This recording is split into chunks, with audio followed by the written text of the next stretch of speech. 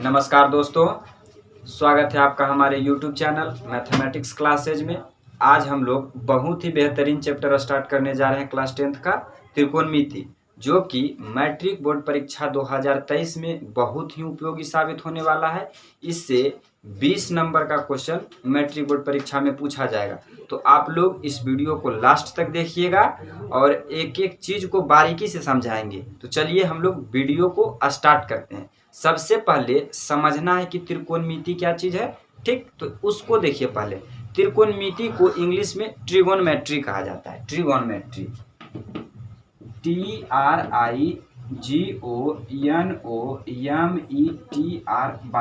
Trigonometry, ठीक। तो देखिए दोस्तों, ये जो ट्रिगोनोमेट्री शब्द लिखा गया है, ये 3 ग्रीक शब्दों से मिलकर बना है। ये ग्रीक शब्द है, ये 3 ग्रीक शब्द से मिलकर बना है। तो देखिए वो 3 ग्रीक शब्द क्या है और उसका मतलब क्या होता है। देखिए पहला जो है, पहला शब्द ट्राई से मिलकर बना है। ट्राई, ट्राई मतलब होता है 3। ट्राई मतलब होता है 3। और दूसरा जो शब्द है दोस्तों, वो गोना है। GOIN, gonna. ट्राईगोना, गोना मीन्स होता है कोन, ट्राईगोना। और तीसरा शब्द जो है वो है मेट्रॉन, METRON, मेट्रॉन। और इसका मतलब होता है माप। यही त्रिकोणमिति है। तो आप लोग को थोड़ा बहुत अंदाजा हो गया होगा कि त्रिकोणमिति क्या है। त्रिकोणमिति को इंग्लिश में ट्रिगोनोमेट्री कहते हैं। और जो ट्रिगोनोमेट्री शब्द है, ये 3 ग्रीक वर्ड से मिलकर बना है, जो कि है पहला ट्राई, दूसरा गोना और तीसरा मेट्रोन। इसका हिंदी मतलब होता है 3 कोण माप। मतलब कि इस त्रिकोणमिति में हम लोग 3 कोण के माप के बारे में पढ़ेंगे। 3 को कोण को मापना है। तो आप लोग बताइए दोस्तों कमेंट करके कि जब 3 कोण रहेगा तो वहां पर कैसी आकृति बनेगी। तो वहां पर त्रिभुज बनेगा। जहां पर त्रिभुज रहेगा वहां पर 3 कोण का निर्माण होगा। मतलब 3 कोण और 3 भुजा के बारे में, अर्थात हमको इस त्रिकोणमिति में त्रिभुज के बारे में पढ़ना है। तो त्रिभुज के बारे में पढ़ना है। तो चलिए देखते हैं कि कौन से त्रिभुज के बारे में पढ़ना है दोस्तों। तो इसमें हम लोगों को सिर्फ और सिर्फ समकोण त्रिभुज के बारे में पढ़ना है। तो चलिए हम लोग देखते हैं समकोण त्रिभुज को। इसे हम लोग मिटा देते हैं। तो आप लोग इस वीडियो को अपने दोस्तों में शेयर कीजिएगा और इस वीडियो को लास्ट तक देखते रहिए। बहुत ही यूजफुल वीडियो है। इसमें एक एक क्वेश्चन को कराएंगे और एक एक थ्योरी को एकदम बिल्कुल क्लियर करा देंगे। और प्रैक्टिस एकदम मजबूत रहेगा। तो आप लोग को घबराना नहीं है दोस्तों। और हमारे चैनल पर नए आए हो तो चैनल को जरूर सब्सक्राइब कर लें। तो चलिए अब हम लोग समझते हैं कि समकोण त्रिभुज क्या है। क्योंकि हम लोगों को त्रिकोणमिति में मेन रूप से समकोण त्रिभुज के बारे में ही पढ़ना है। तो चलिए देखते हैं समकोण त्रिभुज। समकोण त्रिभुज, समकोण त्रिभुज को इंग्लिश में राइट एंगल ट्रायंगल कहा जाता है। तो इंग्लिश से उतना मतलब नहीं है, मतलब समझने के लिए समझिए। समकोण त्रिभुज को इंग्लिश में राइट एंगल ट्रायंगल कहा जाता है। समकोण त्रिभुज को इंग्लिश में राइट एंगल ट्रायंगल कहा जाता है। तो आप लोग पढ़े होंगे तो आप लोगों को पता ही होगा कि समकोण त्रिभुज क्या होता है, समकोण त्रिभुज किसे कहते हैं, ठीक। समकोण त्रिभुज की भुजाएं क्या है, उसका नाम क्या है। आप लोग पढ़े होंगे तो आपको बहुत ही मजा आएगा। और नहीं पढ़े हैं तो कोई दिक्कत नहीं होगा। आप लोग सिर्फ देखते रहिए वीडियो को। चलिए देखिए समकोण त्रिभुज है। समकोण त्रिभुज, हम एक समकोण त्रिभुज बनाते हैं। समकोण त्रिभुज का मतलब होता है कि वैसी त्रिभुज जो कि जिसका एक कोण 90 डिग्री का हो। देखिए यहाँ पर एक लंब सीधा खड़ा है, एक ये झुका हुआ है। और यहाँ पर कैसी कोण बन रही है, समकोण, अर्थात ये 90 डिग्री का कोण बन रही है। 90 डिग्री का कोण मतलब समकोण। 90 डिग्री का कोण मतलब समकोण। 90 डिग्री को समकोण कहते हैं। तो यहाँ पर समकोण त्रिभुज को समझिए कि वैसे त्रिभुज जिसका एक कोण 90 डिग्री का हो उसे समकोण कहते हैं। चलिए इस त्रिभुज का नाम दे देते हैं ABC। क्या नाम दे दिया हमने, ABC, मतलब कि ABC एक समकोण त्रिभुज है। चलिए, तो एक चीज ध्यान देना है दोस्तों कि त्रिभुज के तीनों कोनों का मान 180 डिग्री होता है। तो यहाँ पर देखिए ये 90 डिग्री हो गया दोस्तों, तो ये दोनों मिलाकर कितना होगा, 90, तब ना 180 होगा। ये तो एक के वो पूरा हक मार लिया, एक के वो 90 डिग्री हो गया, तो ये दोनों मिला के 90 होगा, ये दोनों मिला के 90 होगा, क्योंकि तीनों कोण का मान 180 डिग्री होता है। तो एक वो 90 हो गया, तो ये दोनों मिलाइए कि 90 होगा, मतलब कि ये दोनों 90 से छोटा होगा, ये तो पक्का है। 90 तो एगो होगा नहीं, 90 से छोटा होगा। तो आप लोगों को पता होगा कि 90 से छोटे डिग्री को न्यून कोण कहते हैं। मतलब कि ये जो कोण A है और ये जो कोण B है, ये न्यून कोण है। क्या है, न्यून कोण। चलिए, इसमें तो कोई प्रकार का दिक्कत नहीं है, किसी प्रकार का डाउट नहीं। चलिए अब हम लोग समझते हैं इसके भुजा को, कौन से भुजा को क्या नाम देना है। ठीक, तो यहाँ पर आप लोग गौर से देखिए कि ये 90 डिग्री है। क्या है, 90 डिग्री, 90 डिग्री। तो 90 डिग्री के सामने वाली भुजा, 90 डिग्री के सामने वाली ये सामने वाली ये भुजा, 90 डिग्री के सामने वाली भुजा मतलब AC, AC 90 डिग्री के सामने वाली भुजा क्या हो गई, AC। तो इस बात को जिंदगी भर याद रखना है कि 90 डिग्री के सामने वाली भुजा, 90 डिग्री के सामने वाली भुजा को कर्ण कहते हैं। यानी कि AC क्या हो जाएगा, ये कर्ण हो जाएगा। 90 डिग्री के सामने वाली भुजा कर्ण, 90 डिग्री के सामने वाली भुजा कर्ण कहलाएगी। तो कर्ण को इंग्लिश में हाइपोटेनस कहते हैं। HYPHYPATONUS।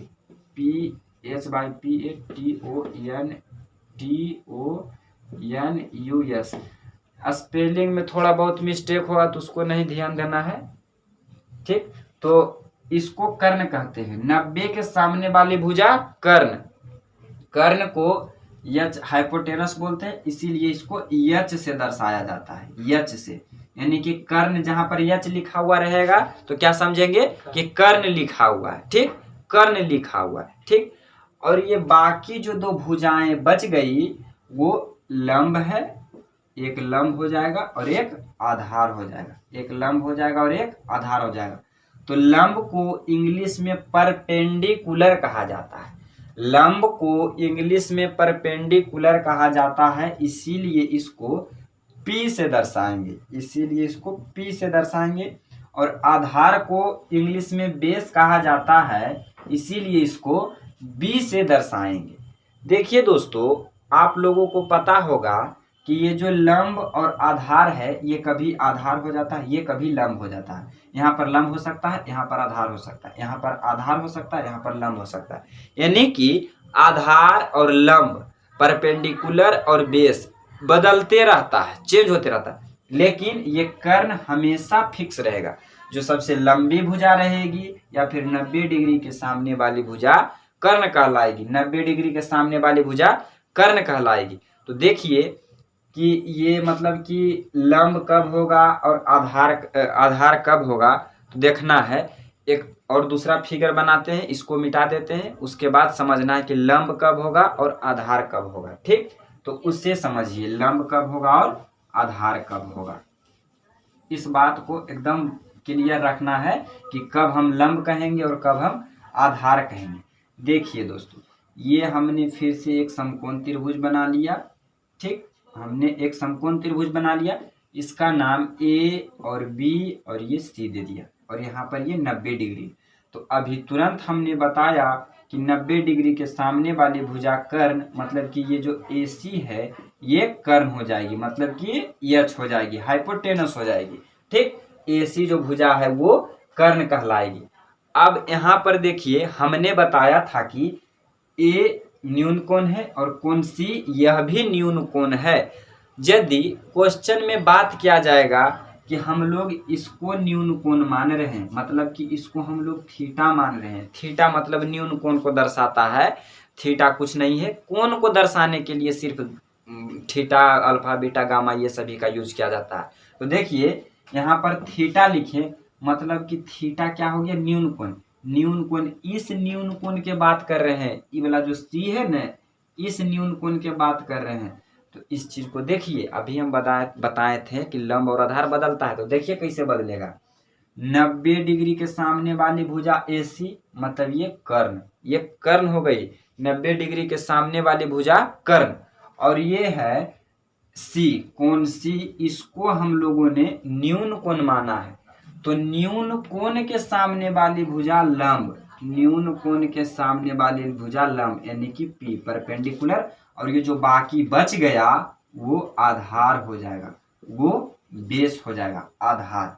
ठीक, अब देखिए इसमें तो कोई दिक्कत नहीं होगा, मतलब कि 90 डिग्री के सामने वाली भुजा कर्ण, इसको 90 डिग्री माने तो इसके सामने वाली भुजा कर्ण।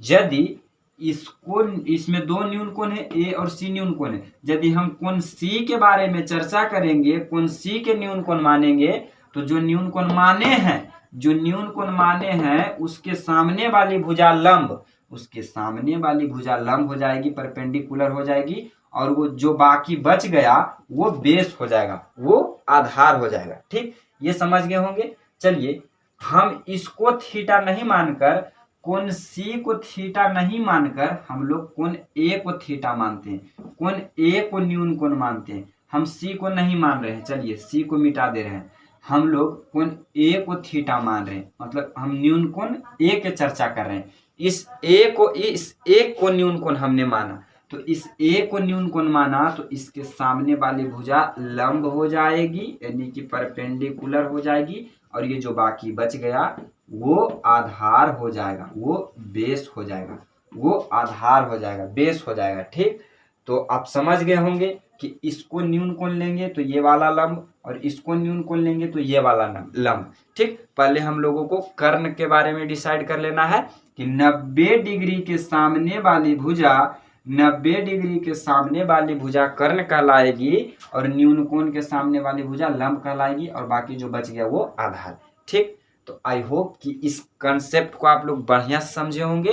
तो चलिए अब हम लोग आगे बढ़ते हैं, आप लोग वीडियो में लास्ट तक बने रहिएगा, और इस कॉन्सेप्ट को एक उदाहरण के माध्यम से एकदम क्लियर करवा देंगे, तो आप लोग को टेंशन लेने की कोई आवश्यकता नहीं है, और इस पर आधारित बहुत सारे क्वेश्चन को करवाएंगे।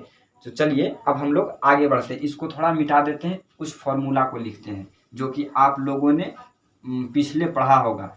चलिए, नहीं पढ़े हैं तो कोई दिक्कत नहीं, त्रिकोणमिति बहुत ही आसान चैप्टर है इस 10th क्लास का, और बहुत ही दमदार।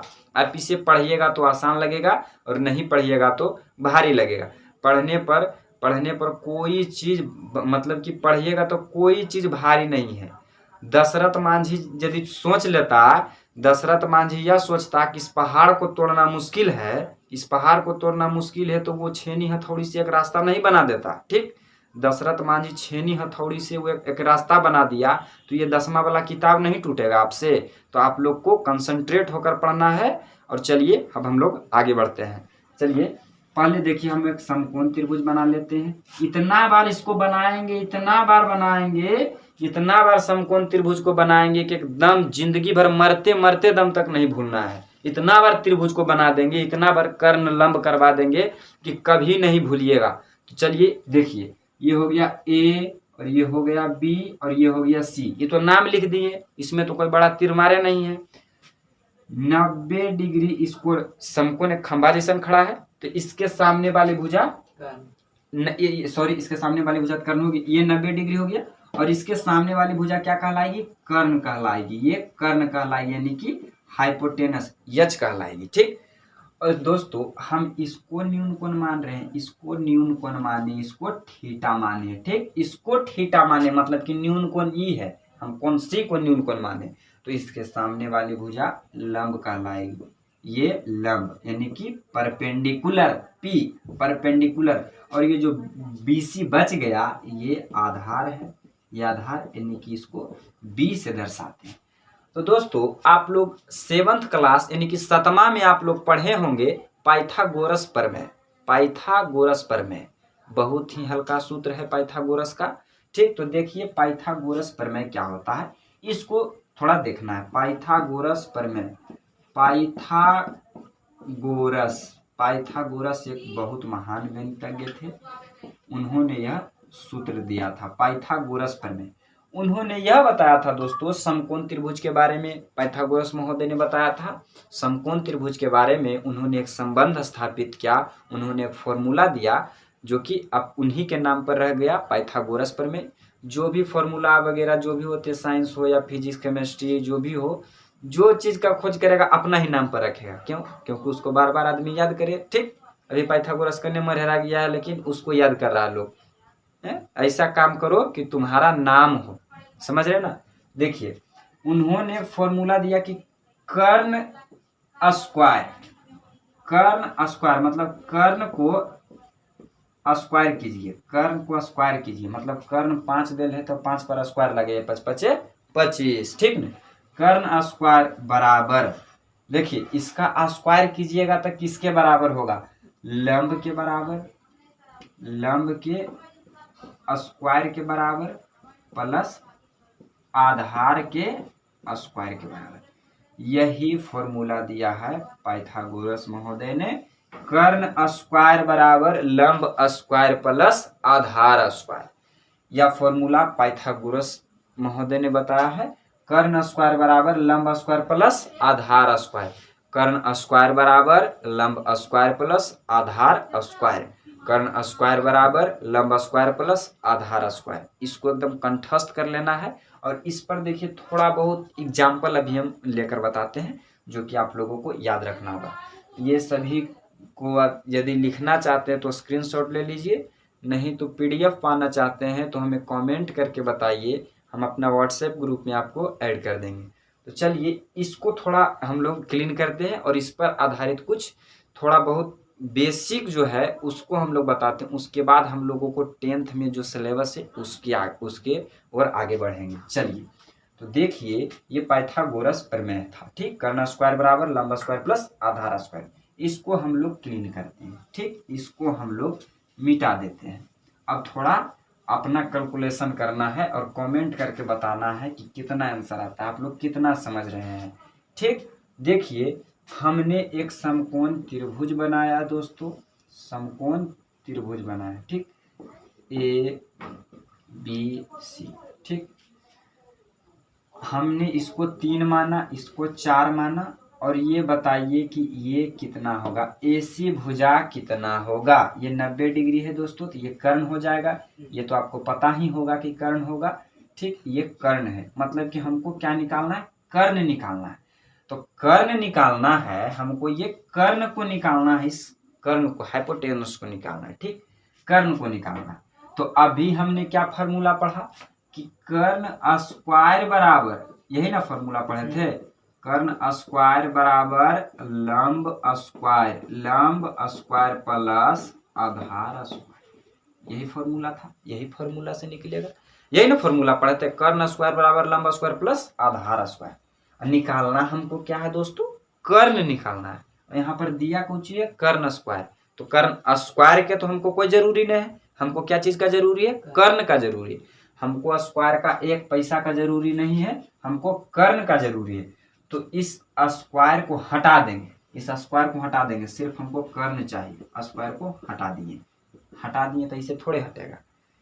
बराबर के एक तरफ से यदि स्क्वायर को हटा, इधर भी बराबर, इधर बराबर की इधर भी लिखा हुआ है, बराबर की इधर भी लिखा हुआ है, तो बराबर की इस तरफ को स्क्वायर बराबर की इधर से हटावे चाहे बराबर की इधर से, मतलब कि बराबर के तरफ से स्क्वायर को हटावेंगे तो बराबर के दूसरे तरफ रूट चिन्ह बना लेगा। ये स्क्वायर को हटाए तो गोसा के न चल गया, रूट चिन्ह बना लिया। ठीक, कौन सी बना लिए? रूट चिन्ह बना लिया, तो रूट बना लिया। ठीक भाई, यह स्क्वायर टूट के उन्हें गया तो गोसा गया तो उन्हें रूट बन गया। ये तो नीचे वाला इसी रह जाएगा, मतलब कि लंब स्क्वायर, लंब स्क्वायर प्लस आधार स्क्वायर, लंब स्क्वायर प्लस आधार स्क्वायर, ये हो गया। हमको कर्ण का जरूरी था, कर्ण अब निकाल लेंगे। अंडर रूट लंब कितना है, चलिए इसको हम थीटा मान लिए, तो लंब कितना है इसको न्यूनकोण माने। लंब कितना है? लंब 3 है, मतलब कि 3 के स्क्वायर प्लस आधार कितना हो गया दोस्तों? 4 हो गया, मतलब कि 4 के स्क्वायर, 4 के स्क्वायर। ठीक, ये देखिए 3 तिया 9 प्लस 4 चौक 16 और 16 9 25, 16 9 25 और 25 का वर्गमूल 5 होता है, मतलब कि ये कर्ण मेरा 5 निकल कर आ गया। ये कर्ण कितना निकल कर आ गया, 5 निकल कर आ गया। तो इस तरह से आपको निकालने के लिए आना चाहिए भुजा को, क्योंकि आगे बनाएंगे तो उसमें हम लोगों को ज़रूरत होगा, इस चीज़ का। ठीक, तो ये निकालने के लिए आना चाहिए। अब देखिए कर्ण दे देगा और इसको निकालने के लिए पूछेगा। उस तरह का भी एक ठो क्वेश्चन करवाते हैं, उस तरह का एक ठो हम लोग करवाते हैं। चलिए उसको देखना है। ठीक, आप लोग इस वीडियो में लास्ट तक बने रहिएगा दोस्तों, बहुत ही बेहतरीन कॉन्सेप्ट एकदम लेकर आ रहे हैं। चलिए इसको मान लीजिए कि ये 10 दिया गया है, ये कितना दिया गया है 10, ये 10 दिया गया और ये 6 दिया गया और ये पूछ रहा है, अपने मन से कुछ भी ले रहे हैं, ये पूछ रहा है। ठीक, तो अभी फॉर्मूला हम लोगों ने क्या पढ़ा था, कर्ण स्क्वायर बराबर लंब स्क्वायर प्लस आधार स्क्वायर। कर्ण स्क्वायर बराबर लंब स्क्वायर प्लस आधार स्क्वायर। ठीक, यही पढ़े थे।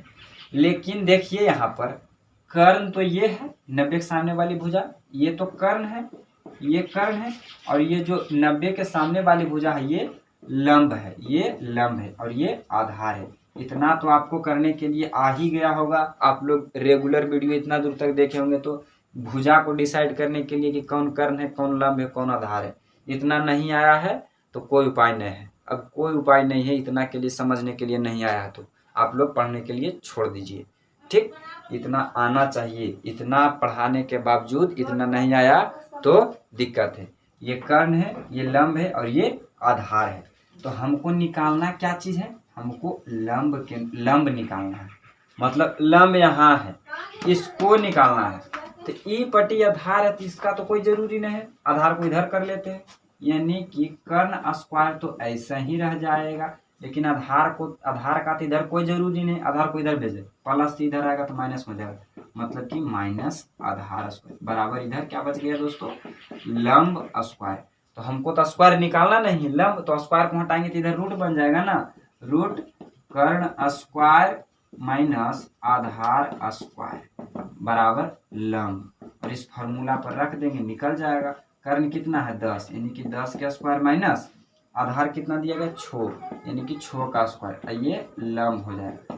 10 का स्क्वायर करेंगे तो 10 दहे के 100 और 6 6 36, घटाने पर कितना आएगा, इसको घटाते हैं तो 10 में से 6 जाएगा तो 4 और 9 में से 3 जाएगा तो 6 3 9, 6 बच जाएगा 64 लंब। तो 64 का वर्गमूल कितना होता है 8 होता है बराबर लंब, यानी कि लंब निकल कर कितना आ गया दोस्तों, लंब निकल कर 8 आ गया। मतलब कि ये जो लंब है ये 8 होगा।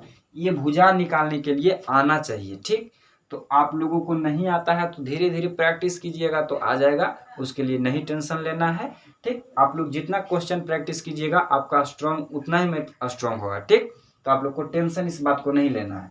देखिए हमको लंब निकालने के लिए कहे चाहे आधार निकालने के लिए कहे, घटाना हमको कर्ण में से है, ठीक है, लेकिन कर्ण निकालने के लिए कहेगा तो इस चीज को जोड़ेंगे, और स्क्वायर और रूट तो वो आपके हाथ में है, आप कितना उसको प्रैक्टिस किए हैं। ठीक ने, लेकिन मोटा मोटी अपना दिमाग में रखना है कि हमको आधार निकालने के लिए कहेगा तो कर्ण से घटाएंगे, हमको लंब निकालने के लिए कहेगा तो कर्ण से घटाएंगे, और बाकी स्क्वायर करके रूट बढ़ाना इतना नहीं आएगा तो फिर बेकार है। स्क्वायर लगा दीजिएगा, रूट दे दीजिएगा, हो गया, निकल गया। ठीक, तो इतना आपको समझ में आ गया होगा। अब चलिए हम लोगों को 10th में पढ़ना क्या क्या चीजें पूरे त्रिकोणमिति में ओवरऑल, उसको पहले हम एक बाउंड्री बांध लेते हैं कि हमको त्रिकोणमिति में पढ़ना क्या चीज है। ठीक, किस चीज के बारे में हमको त्रिकोणमिति में पढ़ना है उसको, और उसको एक एक करके बारीकी से पढ़ेंगे और उस पर बेस्ड क्वेश्चन भी करेंगे। ठीक, तो चलिए आगे हम लोग चलते हैं, इसको क्लीन कर लेते हैं बोर्ड को। चलिए अब हम लोग देखिए कि हम लोगों का सिलेबस क्या है 10th में। चलिए पहले देखिए हम लोगों को पढ़ना क्या है, पाठ्यक्रम हम लोगों को सिलेबस में पढ़ना क्या है। देखिए पहले हम लोगों को पढ़ना है त्रिकोणमितीय अनुपात।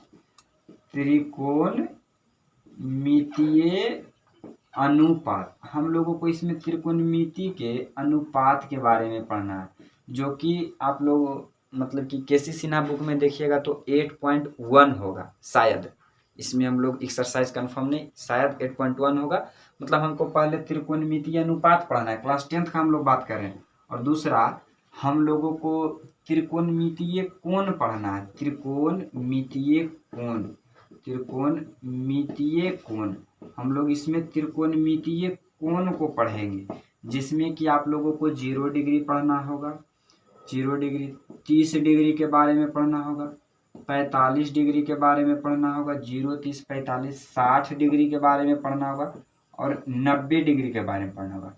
एक और पढ़ना है दोस्तों, 90 डिग्री माइनस थीटा। थीटा मतलब कोई न्यून कोण, 90 में से कुछ घटा देंगे तो कमेगा कि नहीं, 90 से, 90 से कुछ घटावेंगे तो कमेगा, मतलब ये न्यून कोण है, न्यून कोण के बारे में पढ़ना है। और तीसरा हम लोगों को त्रिकोणमितीय सूत्र पढ़ना है, त्रिकोणमितीय सूत्र।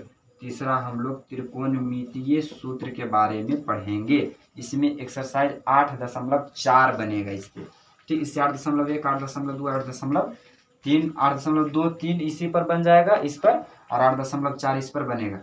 और ये एक आता है ऊंचाई और दूरी है, हाइट एंड डिस्टेंस, जो कि इसी में पढ़ना है। इसमें लिखा हुआ रहेगा त्रिकोणमिति का अनुप्रयोग, ऊंचाई और दूरी, ऊंचाई और दूरी। इसमें बहुत ही फेमस क्वेश्चन है कि आंधी आने से एक पेड़ टूट जाता है तो उस पेड़ की वास्तविक ऊंचाई बताइए, इतना डिग्री कोण पर झुका हुआ है, इसमें आता है, इसका उपयोग करें। मतलब ये तीनों को पढ़ना है, ये सभी तीन चीज को पढ़ना है और इसमें अप्लाई कर देना है, इस सब चीज को, कोण, फार्मूला तर्मूला सब लगा के बना देना है, ठीक। इससे 5 नंबर का क्वेश्चन पूछा जाएगा, ठीक। तो आप लोग चलिए पहले अब हम लोग स्टार्ट करते हैं त्रिकोणमितीय अनुपात, त्रिकोणमितीय अनुपात। तो चलिए आप लोग वीडियो में लास्ट तक बने रहिए दोस्तों।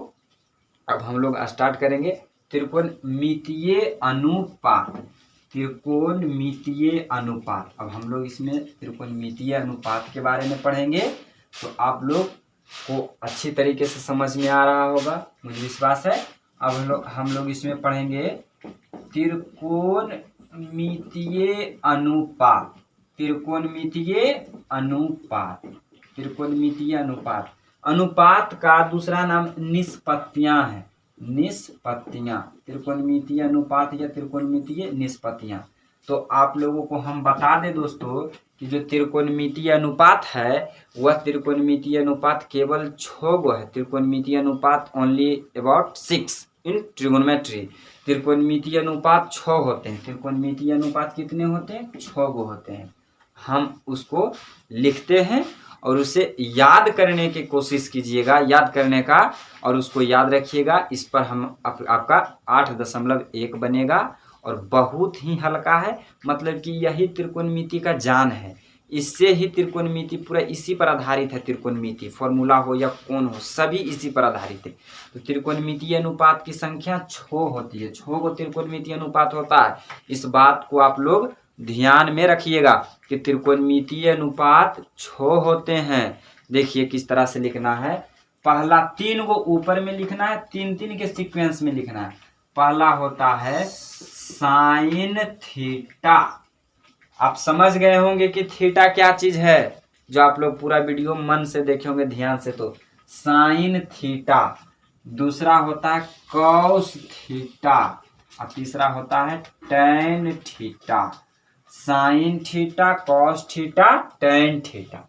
Sign theta, cos theta, tan theta. हम 3 गो अनुपात को लिख दिए हैं। Sign theta, cos theta, tan theta. Sign theta, cos theta, tan theta. Sign theta, cos theta, tan theta. इसको एकदम मंत्र की तरह याद कर लेना, रट लेना एकदम। Sign theta, cos theta, tan theta. और 3 गो इसके नीचे में लिखेंगे कौसेक थीटा। क्या होता है? कौसेक थीटा और सेक थीटा और कॉट थीटा। यही 6 गो त्रिकोणमितीय अनुपात है। आप लोगों को हम बता दें कि साइन जो है, साइन का उल्टा कौसेक होता है। साइन थीटा का उल्टा कौसेक थीटा होता है, व्युत्क्रम होता है। और कौस का उल्टा सेक थीटा होता है और टैन का उल्टा कॉट थीटा होता है। ठीक, पहले लिखेंगे sine cos tan, cosec sec cot. Sine cos tan, cosec sec cot. अब इसका फॉर्मूला देखिए हम लोग लिखते हैं, उसको याद करने का तरीका भी बताएंगे हम लोग। देखिए साइन कॉस टेन कोसेक, पहले बराबर लगा दीजिए, इस तरह से लिखिए और बराबर लगा दीजिए, इस तरह से लिखिए और बराबर लगा दीजिए। तीन को ऊपर लिखिए, 3 को नीचे लिखिए। साइन कॉस टेन, और ये तीनों उसका उल्टा होता है, साइन का उल्टा कॉसेक, कॉस का उल्टा सेक और टेन का उल्टा कॉट। अब यहाँ पर लिखिए पी बटे एच, पी बटे एच होता है, और ये बी बटे एच, और ये होता है पी बटे बी, और ये तो इसका उल्टा होता है दोस्तों, मतलब कि ये हो जाएगा एच बटे पी, और ये भी उल्टा होता है मतलब कि एच बटे बी, और ये भी उल्टा होता है मतलब बी बटे पी। तो आप लोग समझ रहे होंगे कि ये जो P है मतलब कि ये लंब लिखा गया, P मतलब लंब, H मतलब ये हाइपोटेनस मतलब कर्ण, वही समकोण त्रिभुज से संबंधित है। B से आधार, H से कर्ण, P से लंब, B से आधार। तो चलिए इसको हम लोग मिटा देते हैं, आप लोगों को हिंदी नहीं इंग्लिश में याद करने में फॉर्मूला अच्छा होगा, ठीक। तो देखिए इसको किस तरह से याद करना है। पहले 3 को ऊपर लिख लेना, sign theta cos theta tan theta, ठीक। हम लोग त्रिकोणमितीय अनुपात को याद करेंगे और किस तरह से याद करना है उसे देखिए। लिखेंगे sine theta cos theta tan theta cosec sec cot. इसको बोलना है पंडित बद्री प्रसाद हर हर बोल, पंडित बद्री प्रसाद हर हर बोल, और इसका उल्टा कर देंगे हर हर बोल पंडित बद्री प्रसाद, हर हर बोल पंडित बद्री प्रसाद। यही त्रिकोणमितीय अनुपात रटने का एक तरीका मान लीजिए, ट्रिक मान लीजिए। अब आप इसको जिस तरीके से रट लीजिए आप समझिए, मेरा तरीका था बताना, हम इस तरह से बता दिए, और ये रटना आप पर डिपेंड करता है कि आप इसको किस तरह से रटते हैं। तो आई होप दोस्तों ये जो हमने त्रिकोणमिति का ये जो पहला लेक्चर था आपको अच्छी तरीके से समझ में आ गया होगा, एक प्रकार का भी दिक्कत नहीं होगा। यदि आपको किसी प्रकार का समस्या हो तो कमेंट करके बताइए, हम उसका जवाब जरूर देने का कोशिश करेंगे। और अब हम लोग नेक्स्ट क्लास में इस पर बेस्ड कुछ क्वेश्चन करेंगे दोस्तों। तो आप लोग इस जितना भी हम इस चीज़ को बताए हैं आप लोग बढ़िया से देखिए इस वीडियो को और नोट्स बनाइए, और नोट्स यदि पाना चाहते हैं तो कमेंट कीजिए, हम आपको मतलब कि व्हाट्सएप ग्रुप में जोड़ देंगे या फिर टेलीग्राम ग्रुप में। तो आज के लिए इतना ही, आप लोग इस वीडियो को ज़्यादा से ज़्यादा शेयर कीजिए अपने दोस्तों में, और चलिए मिलते हैं नेक्स्ट लेक्चर में। आज के लिए इतना ही, जय हिंद।